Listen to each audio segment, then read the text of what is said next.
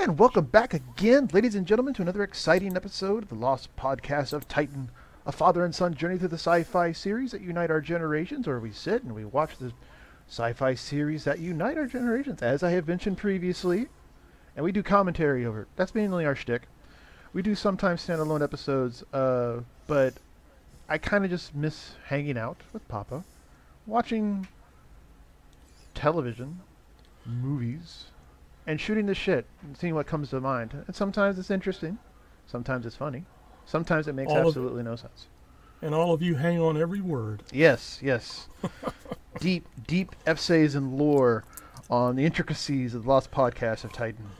Lord knows how many college doctoral theses we've given birth to. Mm-hmm. Let's see. Okay, so today we are still back on Star Trek the Original Series, the Immunity Syndrome. So if you want to join us, just go ahead and put us on pause for a minute while you get that pulled up on your favorite physical media or streaming service, and just come back to us when you're ready. Welcome back. We'll go ahead and get started in 3, 2, 1, play.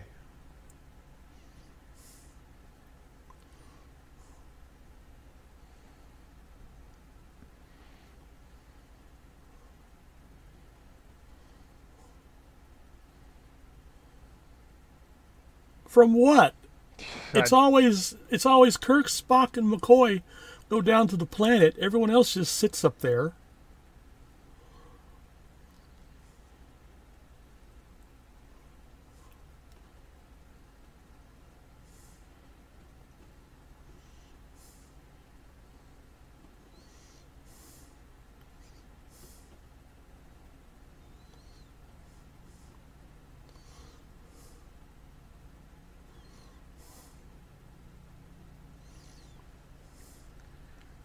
Here's an Advil. Yeah.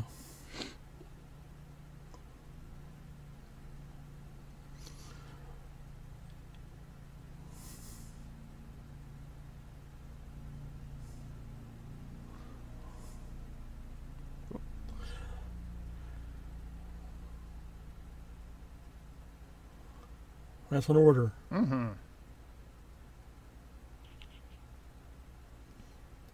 But first, let's try another experiment. Someone mention another starship name and see if we get an impression of that dying. All right, so Spock feels a disturbance in the Force. No. What I'm thinking is that like the science station is more critical than navigation. Apparently. But I don't. Yeah.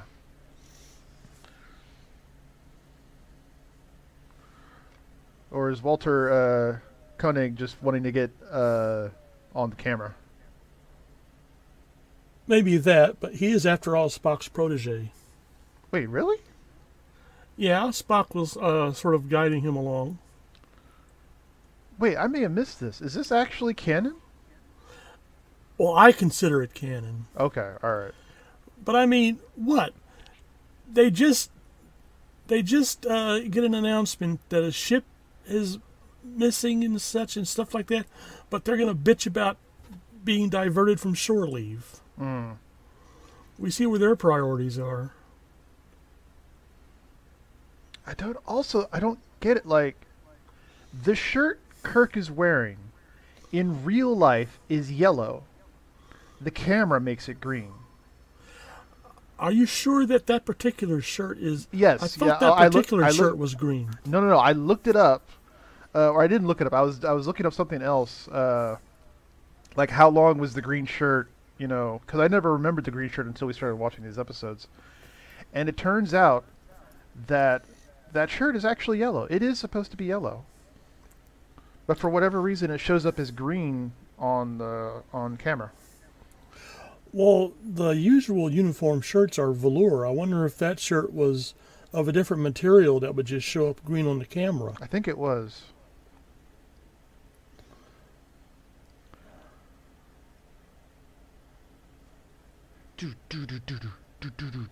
I had a velour shirt once. I just remember it being or feeling thicker than the usual material.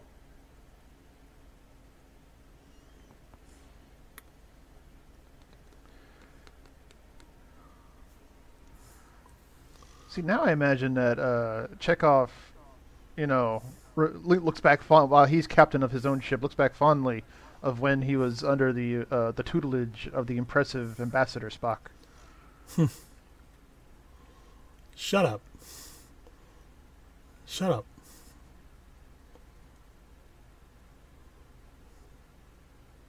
Oh wait, they're not. Oh, okay. I was about to say. Oh wait, did they actually? Hold on. The panel in the background is actually electronic now. No, I think you still got a couple of guys back there moving the colored panels back and forth. Because that was really smooth. Well, Lord knows they've had plenty of practice. Not really. I haven't seen that panel in the background in a lot of shots. It's probably a pain in the ass to get it to look good on camera.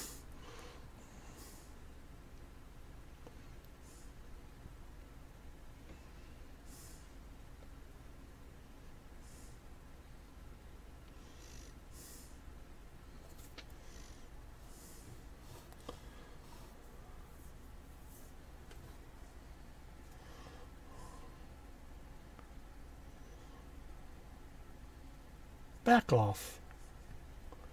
I wanted to argue that point with Spock.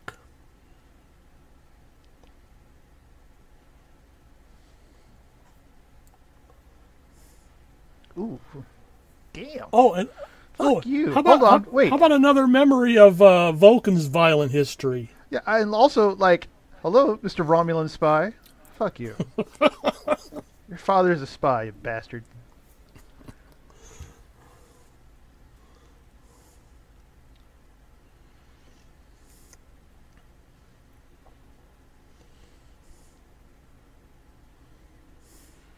See, and then check out. Okay.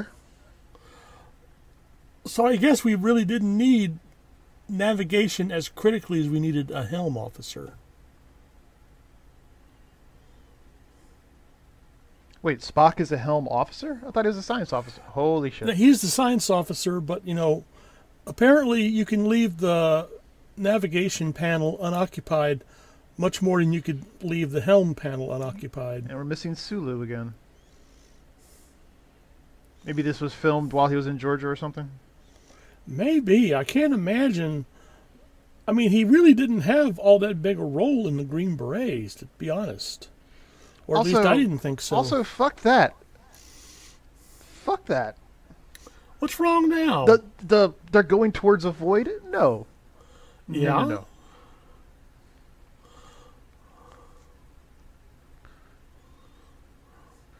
Not necessarily.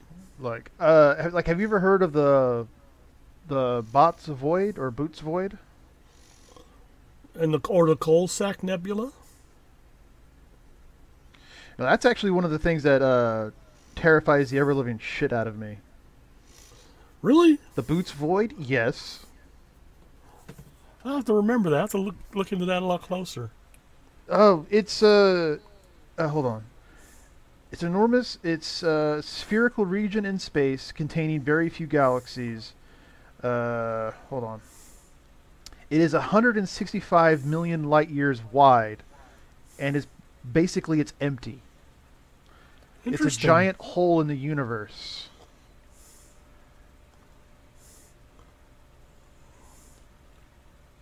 Oh, dang.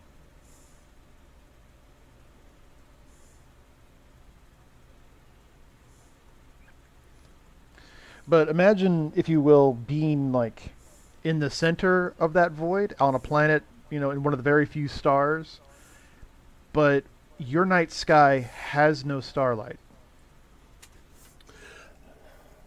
There's a book written some time ago. I need to find a new copy of it, called World Without Suns, which takes place on a planet between the galaxies.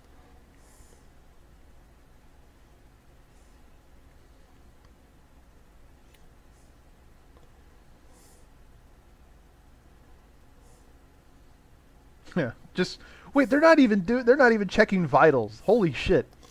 Yeah. I guess no drug reaction problems or anything.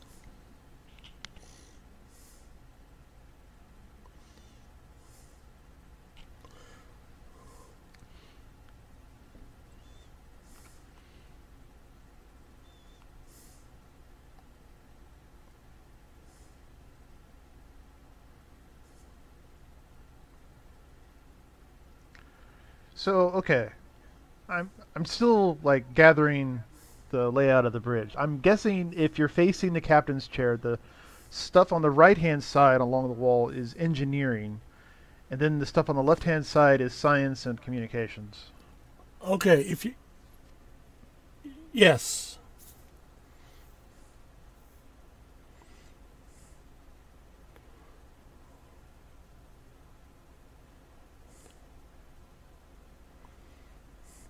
Which is why I like the original Enterprise bridge. Everything is neatly laid out. I still like the next generation. That was very laid out. I like that. You had tactical, you had engineering behind and science behind tactical. There was the captain's chair, first officer's chair, token female chair on the left-hand side, the navigation and propulsions. Yeah. And to all our lovely lady listeners, they were tokens. I wish they had better writing. They didn't know what to do with them. Oh my God. This Klingon is... wait, no. This Romulan is lying to us. Yes, thank you, Deanna. Very good, Deanna. I don't know how we would have known that without you. Oh, no. The Romulan is lying. Oh. Well, damn. I was about to hand him over all of our secrets. I sense danger. Oh, well, then I guess we can dodge those torpedoes, huh? What's that? The Klingon wants to kill us? Huh. Hey, hey, number one, did you know that? The Klingons want to kill us? What would we do without Deanna? Oh. Thank you, Deanna. We'd have to look at an all-male bridge crew. Oh, Lord, no.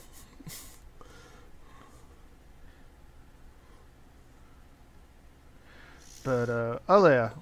I mean, like, the idea of having a shipboard psychologist really makes a lot of sense. I'm not being facetious. But, oh no. This isn't, oof.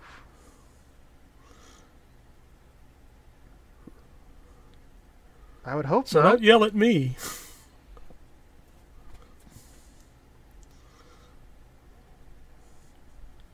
This is hell on headphones, I'll tell you what. Yeah, really.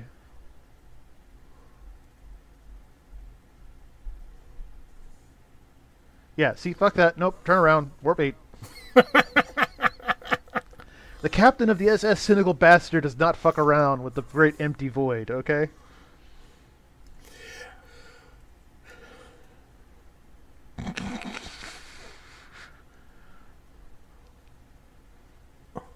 But yeah, so like they made the decision, let's put a psychiatrist on the ship. That makes a lot of sense. We could have a lot of good storylines. But they didn't know how to do it because once they had the idea, they didn't know where how to execute. They were basically like reading psychobabble out of the it's not psychobabble, but basically textbook definitions in psychology out of like Psych 101. Now there have been a few episodes, and we'll come across them eventually, where Deanna Troi does actually do some what I consider effective counseling, but those are few and far between. Yeah, and that was after they got around to like getting the feel for the characters and writing, one or two episodes a season that were their episode, quote unquote. Yeah.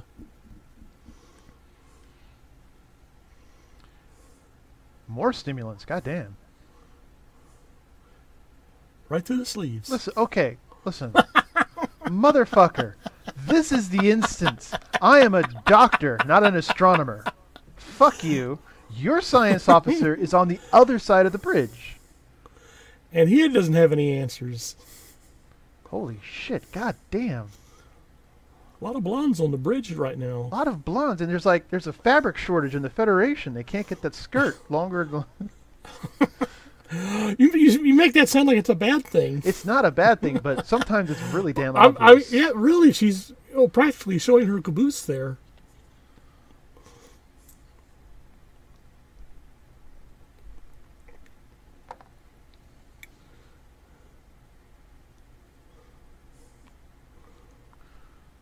Spock, you're a lot of help.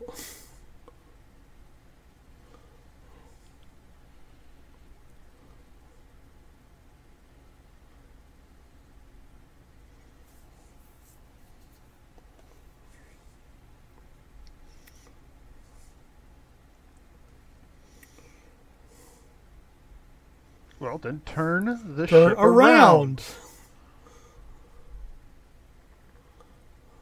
Oh, thank you. Oh, we're really just full of help and assistance here today, aren't we? Like, what's the other option? Well, I recommend we just all lay down and fucking die. We could all practice, dramatic last lines. Listen, as medical officer, I've got access to some really fantastic drugs.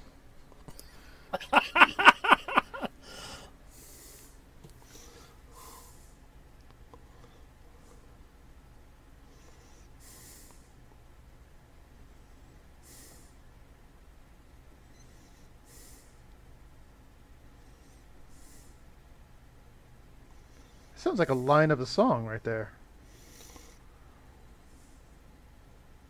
Oh, we're sick and we are getting sicker. The Romulans can't get to us any quicker. Do, do, do, do, do.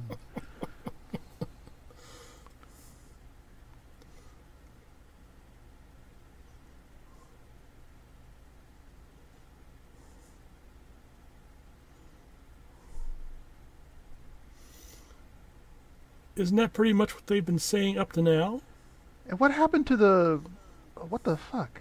Ladies and gentlemen, we're watching the remastered version, and for whatever reason, it looked like I was watching a 1960s television there for a second. Like, it's really kind of surreal how they'll keep the whole episode, and then for one scene, for whatever reason, they forget or they don't do it.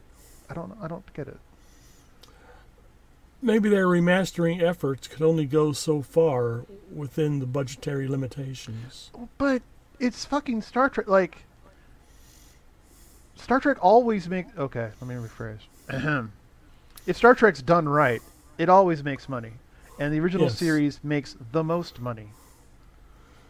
You might want to repeat that. I mean, some people today seem to have a hard time understanding that concept. Yes. Cough.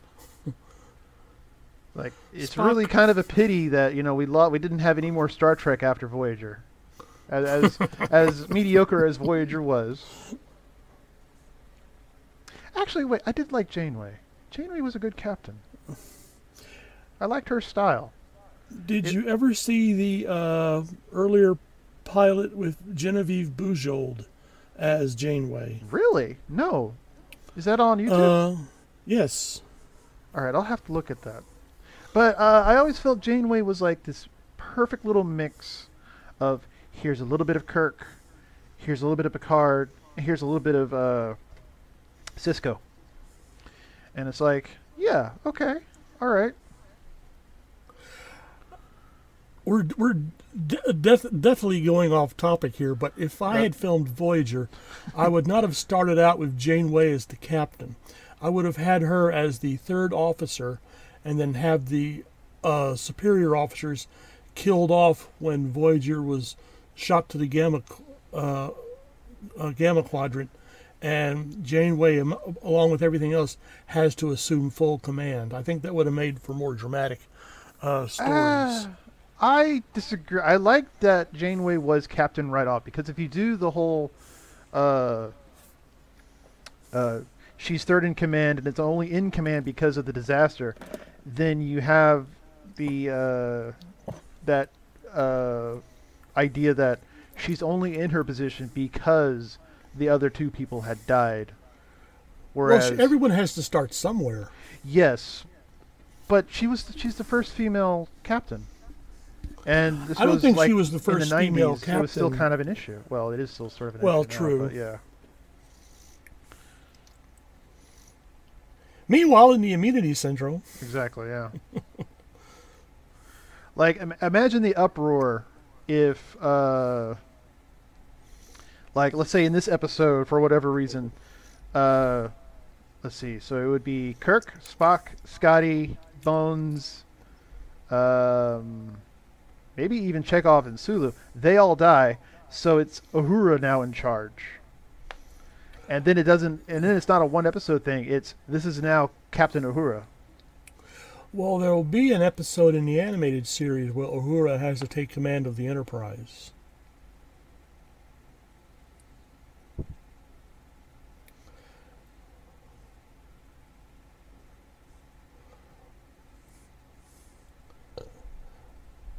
Well, Wow, thank maybe you, I would like that Pollyanna. time.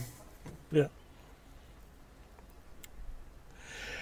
They must have done laundry recently because there's some bright colors on those shirts. And like, also I noticed Bones has a different material. His is like reflective. Yeah.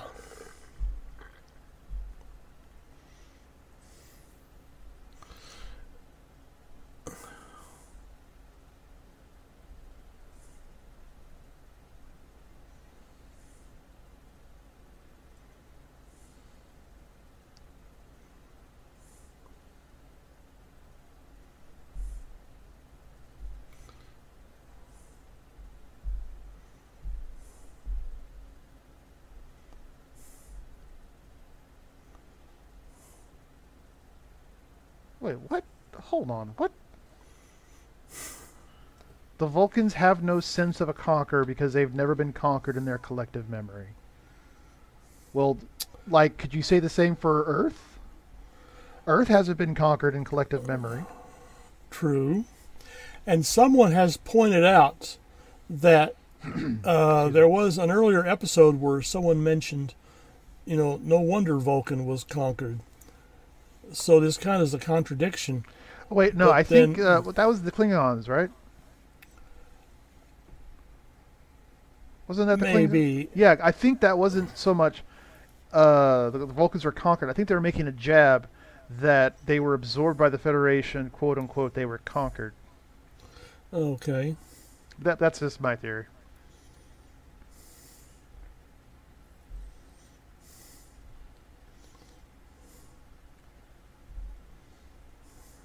What is this?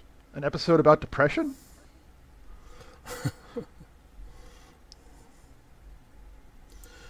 This is an episode about not turning around and leaving. Yeah, pretty much. And why haven't we tried firing torpedoes? But there has to be a point when a ship encounters something and they conclude, we can't really accomplish anything by getting closer, so let's turn around and leave and analyze what we've learned. Yeah.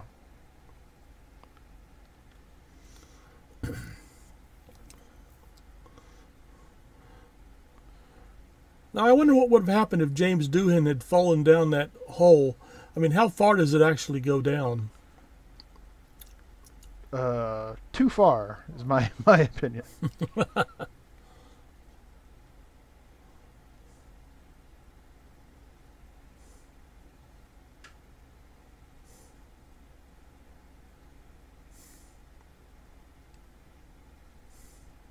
I can only say what it isn't. Oh, lovely.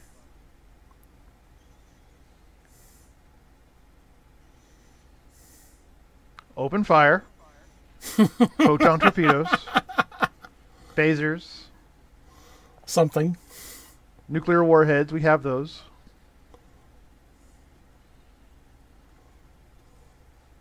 Oh, fuck off.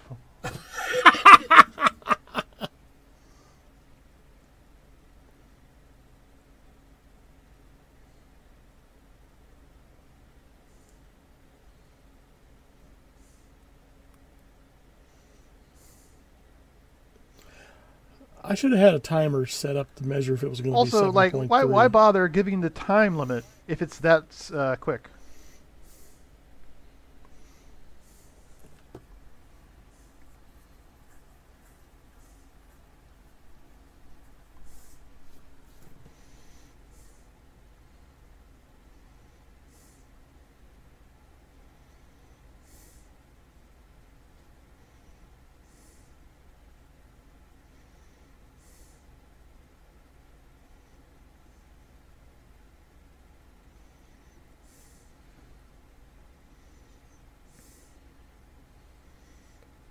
It's a cell.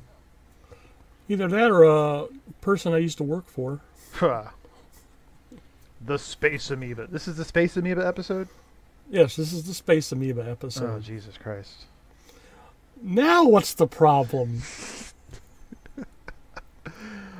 Oh, Lord. Just, it's kind of funny.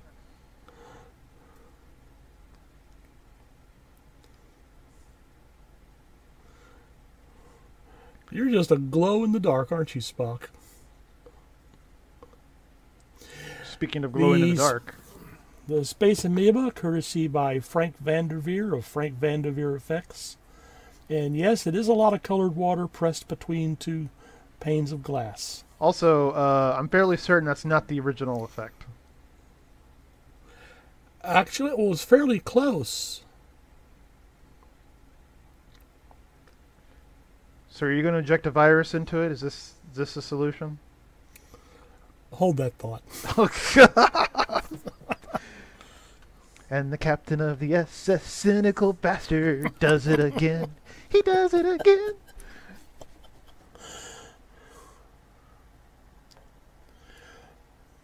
So, here's my point. This Yes. giant cell came all the way into our galaxy without affecting outer planets and systems first? Yeah, it would make more sense if it, like, I don't know, not hatched, but generated life.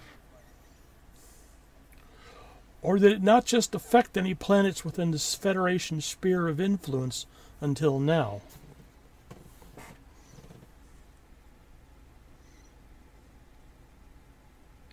How about we don't risk the shuttlecraft?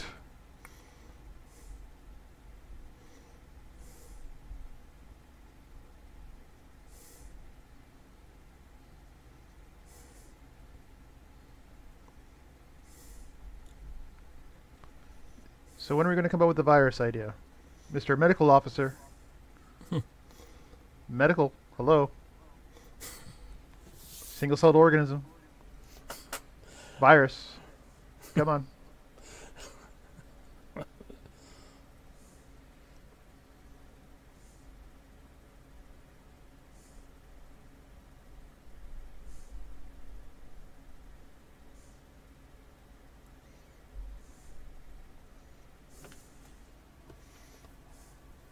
And you're full of garbanzo beans, Spock.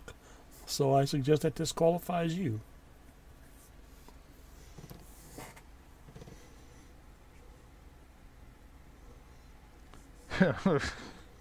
God. Oh. Phew. Oh. Are we going to do this?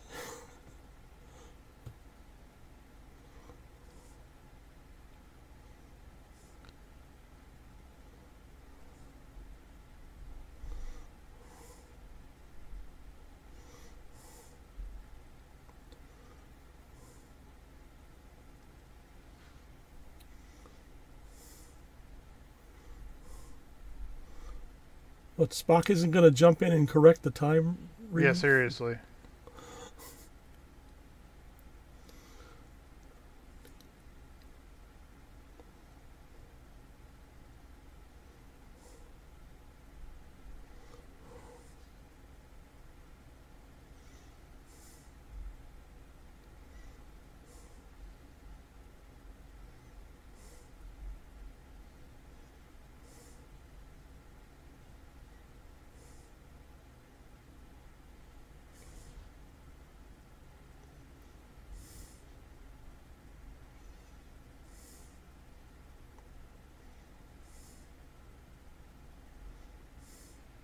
So this is why you send both of them. Problem solved.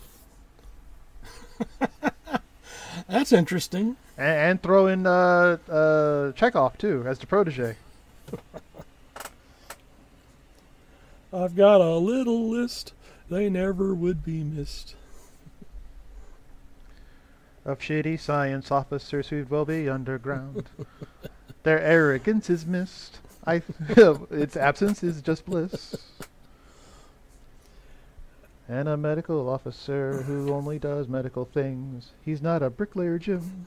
He's not a...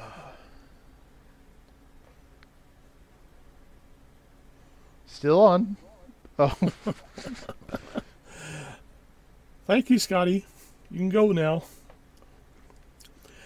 If I was a Federation officer, I would seriously consider doing my own decorations. I mean, I think they do. Well, you mean their quarters, right? Yeah. I mean, yeah, I think they do.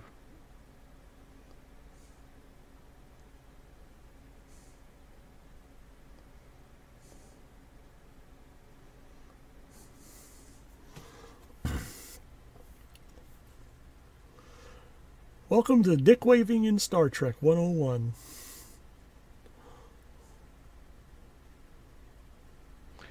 Oh, Jesus. Ooh. Oh. Ooh. Good God.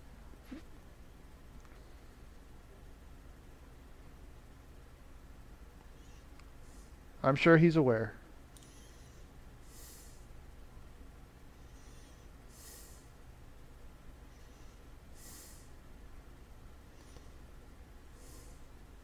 Phew.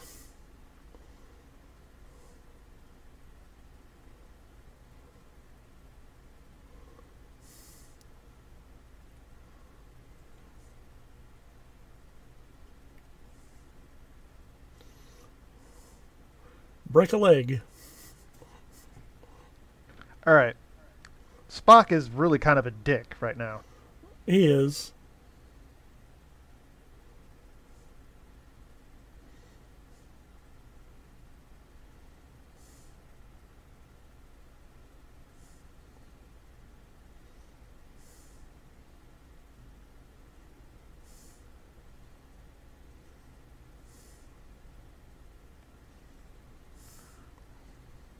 And Spock's almost going to, be lost, and then McCoy will feel guilty. But he'll survive, and they'll reconcile in the end.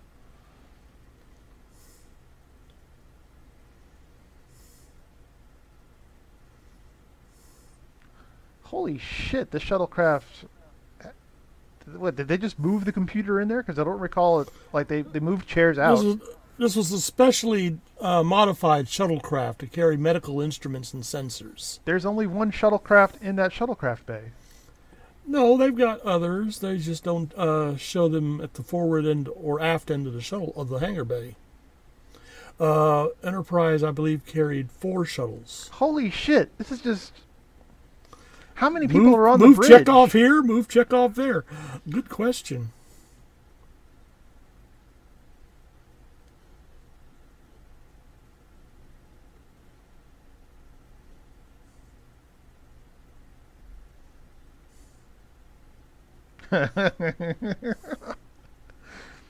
I'm working on it, Captain. 18.3. Everyone count. You have to be gentle. Someone... and penalties for early withdrawal. Someone out there, email us at lostpodcastofttitan@gmail.com if you've watched this and went a stopwatch. Was Spock correct in all his time computations? Oh, that's hardly ever true in the countdowns. Like, there's a episode of like Dragon Ball Z or something like that. You don't need to know too much, but the main character is, or the main antagonist is going to destroy the planet in 20 minutes or something. And these 20 minutes last for about 30 episodes. I do apologize. I have to step away. I'll be right back. Okay, I'll held the fort.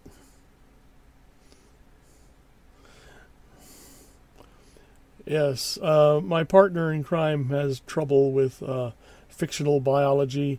He didn't want to offend our more sensitive listeners, so he's probably gone into another room to rant and curse out loud.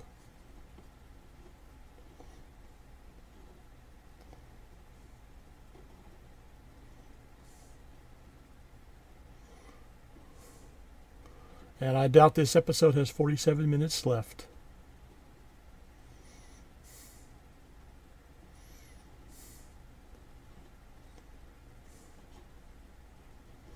Oh dear.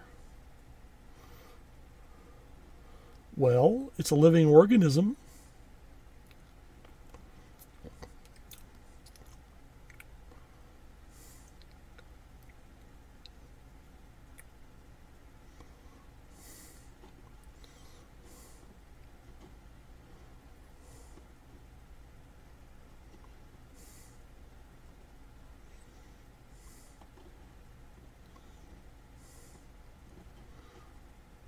Well, now here's a thought. They can't see any of the stars or anything. The sensors aren't working.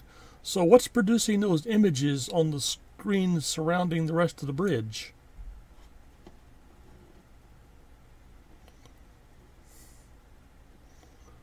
Or maybe, oh, here we go again.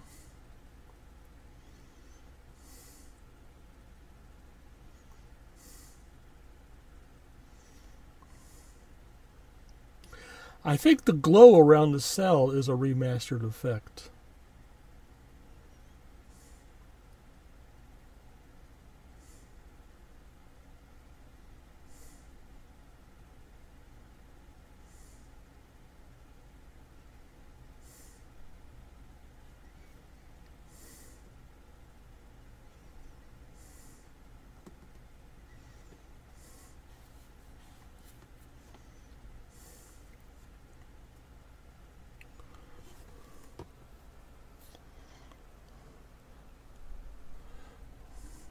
And I admit to being curious as to what the complete organism would have looked like if it had been allowed to encompass the entire galaxy.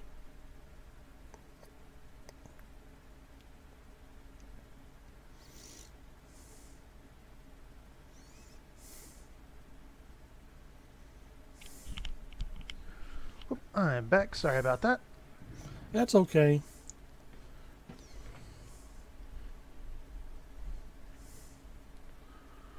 Oh, did I miss anything important? Oh, wait. Spock died. The organism is about to reproduce. Soon there will be two of them, eventually creating an entire organism that will encompass the galaxy.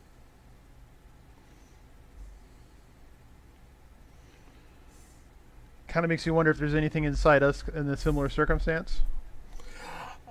That's an interesting point.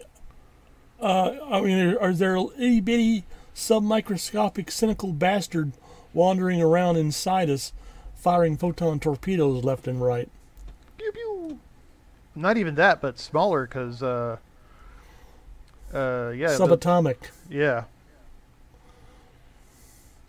Because every few years, you know, it seems that we find a lower, quote-unquote, level of, or not a lower, but a smaller level of existence. Yes. Because, you know, I remember when I was in school many, many years ago, where I was assured that the smallest thing that existed was like an electron. Yeah. And then a few years after that, it was, oh no, there's like quarks, muons. Right. And then a few years after that, they're like, fuck it, waves. Quantum states. Yeah, and so I'm pretty sure that in a few more years they're like, nope.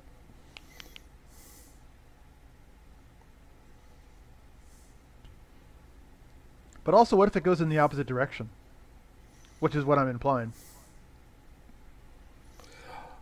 There are speculations and stories and stuff which state that we're actually microscopic particles in a larger organism. Yep. Because what if the idea of since, you know, we're all positive matter, so to speak, what if we are basically a proton in an atom? What if our solar systems are atoms? No, the universe. Ah.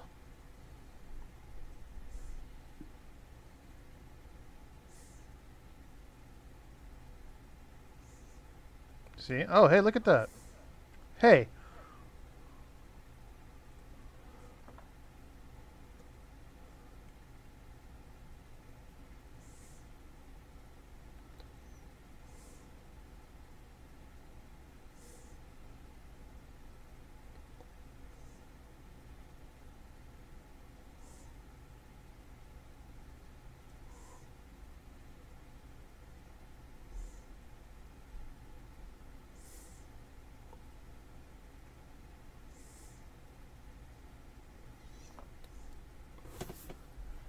And this is why military or vessels such as the military vessels are not democracies.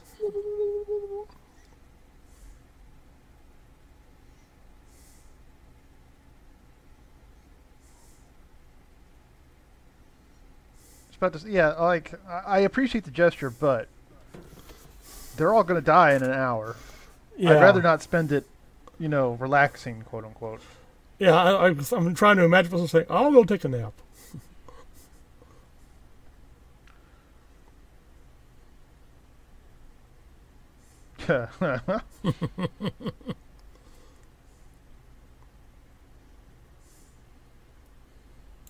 And Walter Koenig has covered a lot of ground in this episode. Yep.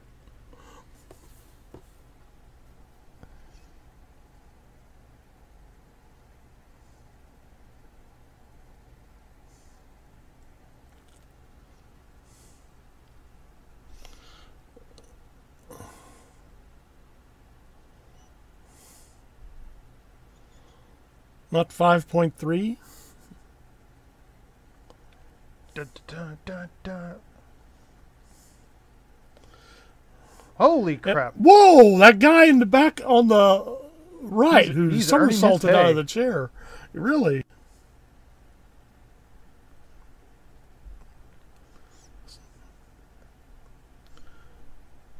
And we're definitely getting remastered imagery here.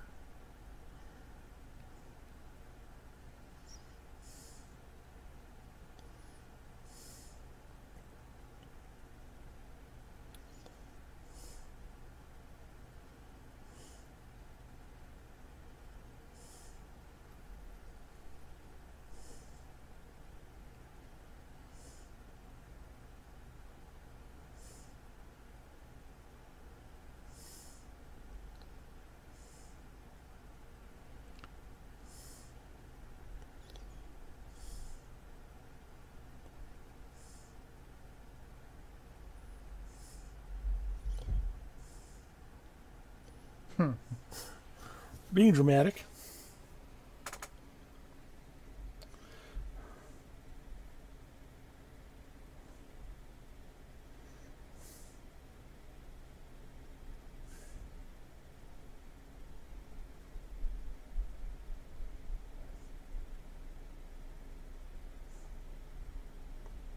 Wait, why did we have to be inside to do this?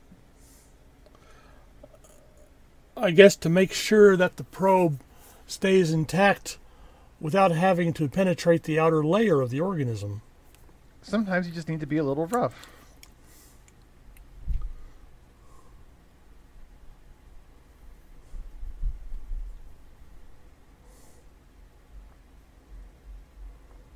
In the center. Yeah. Ah, okay. All right. Fine. Wow, historical moment. You actually buy a plot point. Oh, shut up. Shut up.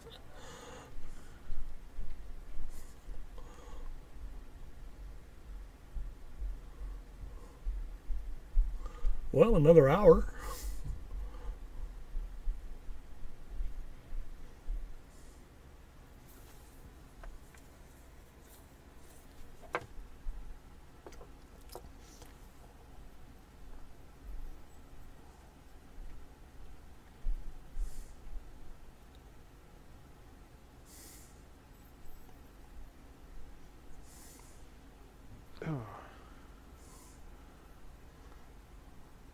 Which it wouldn't. That I was better than McCoy. and Locke.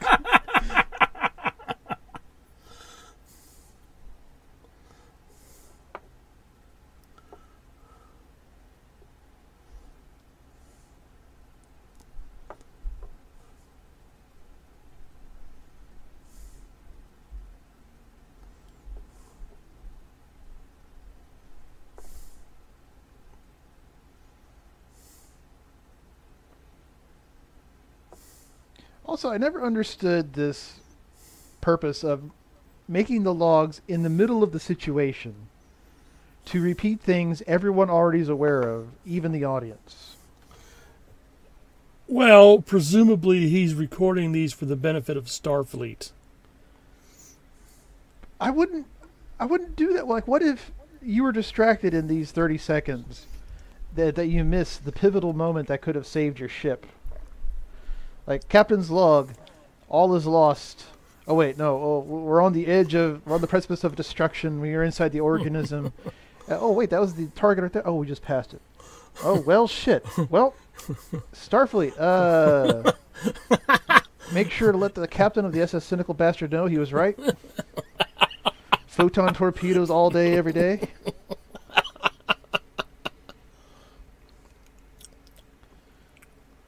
And I never trusted Klingons, and I never will. End log. Click.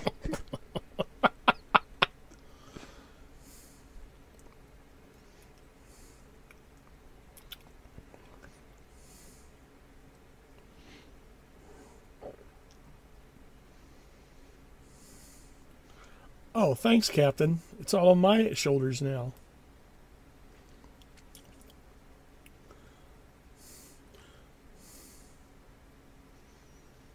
Here's a point I was making during your absence, and I'll go ahead and pass it on to you.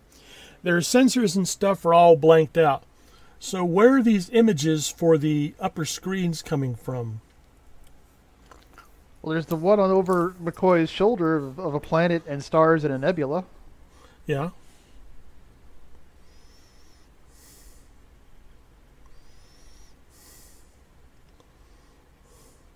Oh, now he wants to back out.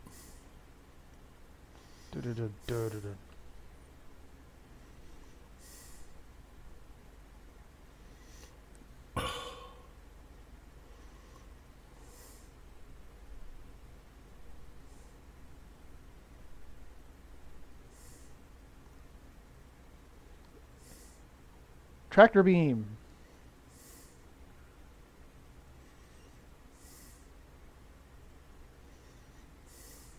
Tractor beam. Transporter. Thank you.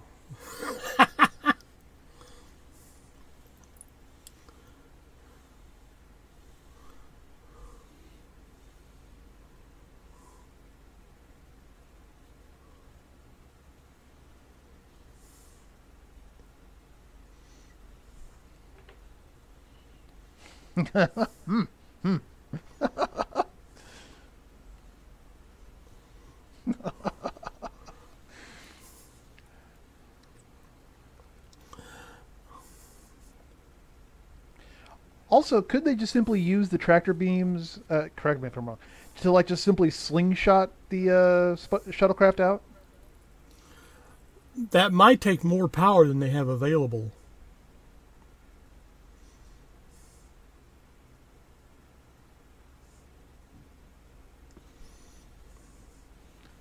Can you explain all these lights behind me, Mr. Scotty? When I say to revert to direct power.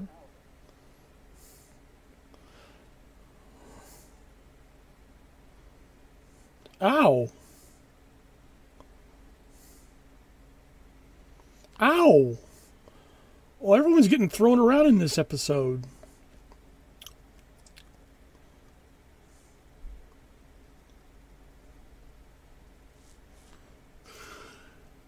We survived. Huzzah. Huzzah. We've done it again.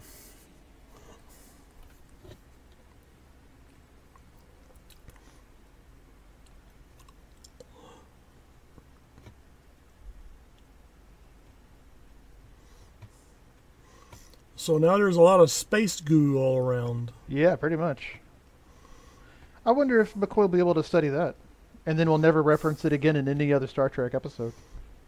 Well, this really isn't referenced again in any Star Trek episode, which I think is a pity.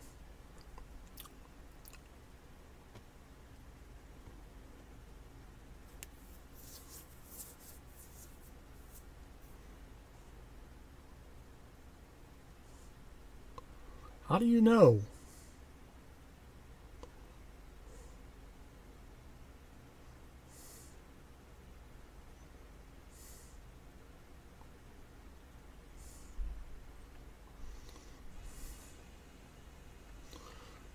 It's nice how we now suddenly have all the power we need.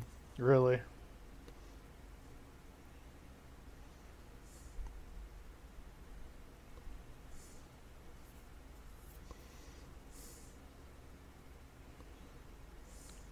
God damn.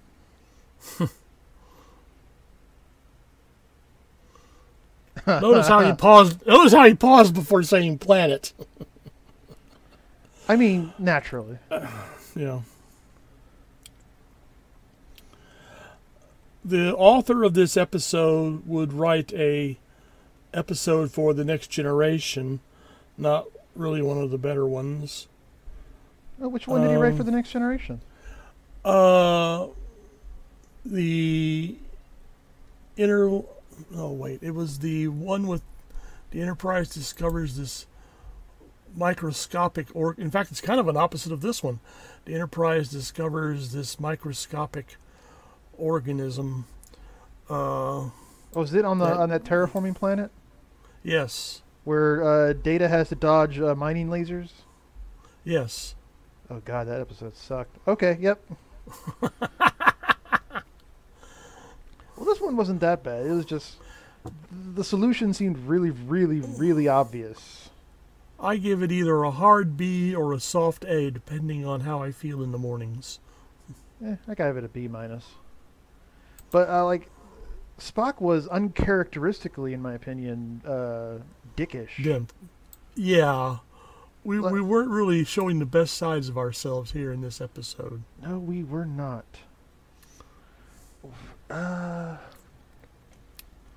What should we do next time? Let's see. Star Trek, or should we try and do a movie? I was thinking more of a talkie.